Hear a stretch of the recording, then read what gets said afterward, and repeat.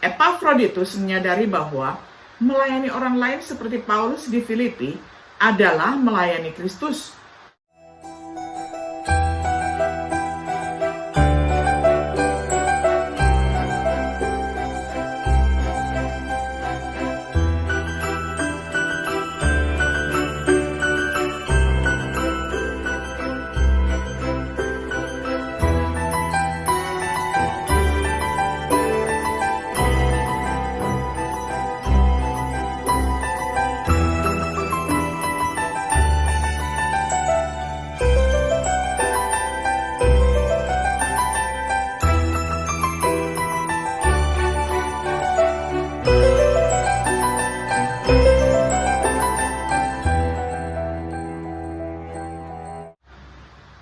Shalom, sahabat Biblika yang dikasihi oleh Tuhan. Senang sekali hari ini kita dapat berjumpa kembali di dalam acara Refleksi Sahabat Biblika. Pada hari ini kita tiba pada episode yang ke-11 di dalam serial pembahasan Kitab Filipi dengan tema Anak dan Saudara Paulus. Kita akan membaca firman Tuhan bersama dari Filipi pasal 2 ayat 19 sampai ayat yang ke-30. Saya akan bacakan untuk kita semuanya di dalam terjemahan sederhana Indonesia. Saya berharap Tuhan Yesus segera membuka jalan agar saya bisa mengutus Timotius kepada kalian. Saya akan sangat bersuka cita pada waktu dia kembali dengan membawa berita tentang kalian. Tidak ada teman sekerja saya yang seperti Timotius, karena orang-orang lain lebih memikirkan kepentingan diri mereka sendiri dan kurang memperhatikan pelayanan bagi Kristus Yesus. Tetapi Timotius sehati dengan saya dan sungguh-sungguh memikirkan keperluan kalian. Kalian pun tahu sikap Timotius.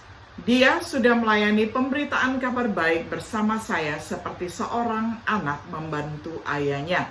Karena itu saya berharap bisa segera mengutus Timotius kepada kalian sesudah saya tahu bagaimana keputusan hakim untuk kasus saya. Dan saya yakin Tuhan akan menolong saya supaya saya sendiri pun segera datang kepada kalian. Namun saya merasa perlu mengutus Epafroditus kembali kepada kalian. Dia adalah saudara seiman saya yang baik, yang sudah menjadi teman sekerja dan seperjuangan dalam melayani pekerjaan Tuhan. Memang dulu kalian mengutus dia untuk mengurus keperluan saya di penjara ini. Tetapi saya mengutus dia kembali karena dia sendiri sangat rindu bertemu lagi dengan kalian semua. Dia merasa khawatir karena tahu bahwa kalian sudah mendengar bahwa dia sakit keras. Benar, dia pernah sakit parah dan hampir mati. Tetapi Allah berbelas kasihan kepadanya dan menolong dia. Dengan belas kasihnya itu, bukan hanya Epafroditus yang tertolong, tetapi juga saya. Karena dengan kesembuhan Epafroditus, saya tidak menjadi semakin sedih. Itulah sebabnya saya memang bisa mengutus dia kembali kepada kalian. Dengan begitu kalian akan gembira melihat dia, dan saya tidak perlu khawatir lagi tentang kesehatannya.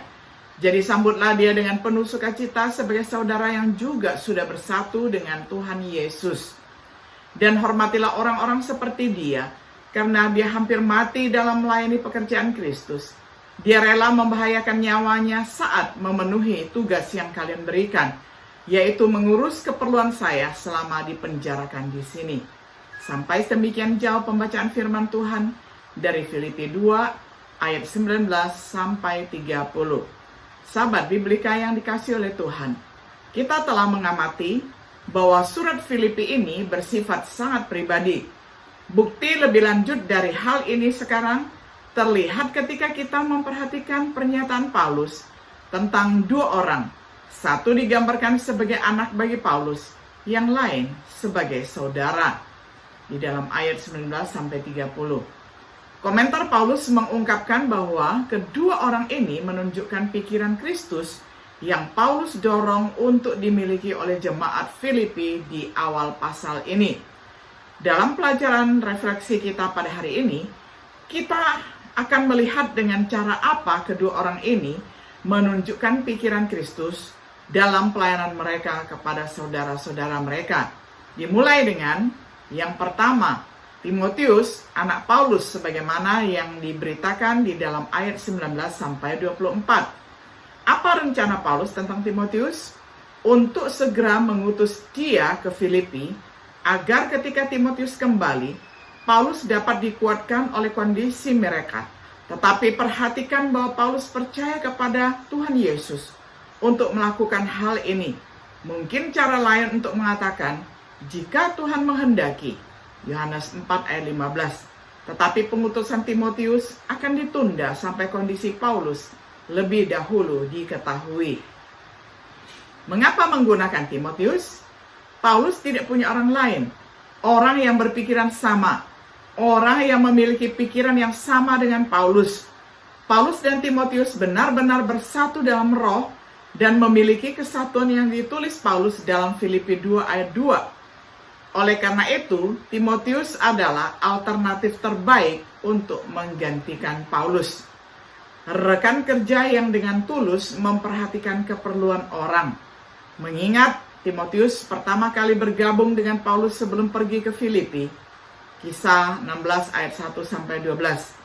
Jadi Timotius punya alasan bagus untuk dekat dengan saudara-saudara di sana. Timotius adalah buah perjalanan misionaris pertama Paulus. Dia telah mengetahui mereka sejak awal keberadaan mereka sebagai sebuah jemaat. Oleh karena itu, tidak ada orang lain yang lebih cocok untuk tugas khusus ini. Pengabdiannya kepada Kristus melampaui orang lain. Dia mencari kepentingan Kristus, yang berarti kepentingan orang lain. Jadi tidak ada orang lain yang melampaui Timotius dalam memiliki pikiran Kristus. Dia telah membuktikan jasanya dalam tugas serupa, misalnya dengan gereja di Korintus. Dia telah melakukannya dengan kerendahan hati, sebagaimana seorang anak dengan ayahnya, dia melayani dengan saya. Sekali lagi, Timotius mendemonstrasikan pikiran Kristus. Begitulah pemuda Timotius, anak terkasih Rasul, yang sikap rendah hati dan pelayanannya menjadikannya alat yang berguna dalam pelayanan Paulus. Sekarang mari kita perhatikan yang kedua, Epafroditus, saudara Paulus, sebagaimana dicatat di dalam ayat 25-30. Siapa Epafroditus menurut ayat 25? Paulus mengatakan, dia adalah saudaraku dalam Kristus, dari Rasul Paulus, rekan sekerja, pendamping dalam pekerjaan menyebarkan Injil, rekan seperjuangan yang berbagi dalam konflik dengan musuh-musuh Kristus. Utusanmu, orang yang membawa persembahan dari gereja Filipi kepada Paulus, orang yang melayani kebutuhan Paulus, yang pada saat itu dengan Paulus dia menawarkan dirinya untuk melayani Paulus. Pribadi seperti apa Epafroditus? Dia adalah seorang Kristen yang penuh kasih dan perhatian terhadap saudara-saudaranya di Filipi. Dia merindukan saudara-saudaranya saat jauh dari mereka. Dia sakit dan tertekan, mereka tahu tentang itu. Seorang Kristen yang mengabdi pada pekerjaan Kristus. Epafroditus menyadari bahwa melayani orang lain seperti Paulus di Filipi adalah melayani Kristus.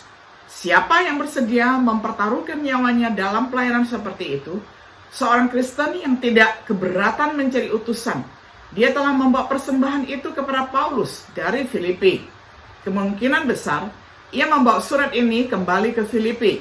Kesediaan seperti itu sekali lagi menunjukkan kerendahan hati. Sangat penting untuk memiliki pikiran Kristus. Sungguh dia adalah pria yang sesuai dengan namanya. Epafroditus berarti tampan, seorang yang menawan.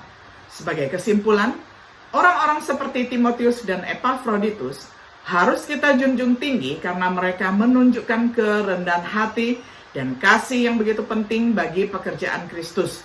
Karena mereka memberikan pelayanan kepada Tuhan dan gerejanya yang sama pentingnya dengan yang ditawarkan oleh orang-orang seperti Paulus dan Petrus. Gereja saat ini membutuhkan lebih banyak orang seperti kedua orang ini untuk memberikan dukungan dan bantuan yang diperlukan untuk pekerjaan Kristus.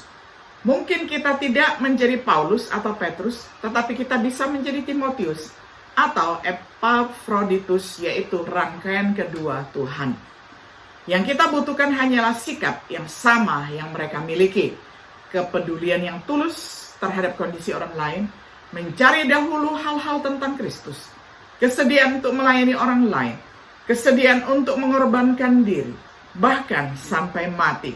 Dengan kata lain, memiliki pikiran Kristus. Sahabat Biblika yang dikasihi oleh Tuhan, kiranya di dalam pelayanan kita boleh seperti Timotius bagi Paulus atau Epaphroditus bagi Paulus, sebagai anak bagi pembina rohani kita atau sebagai sahabat dan saudara bagi pembina rohani kita. Karena itulah yang Tuhan kehendaki bagi pelayan-pelayan Tuhan, agar memiliki pikiran Kristus, satu roh, satu pikiran untuk melayani Tuhan yang mengasihi kita. Kiranya Tuhan Yesus memberkati kita semuanya. Shalom.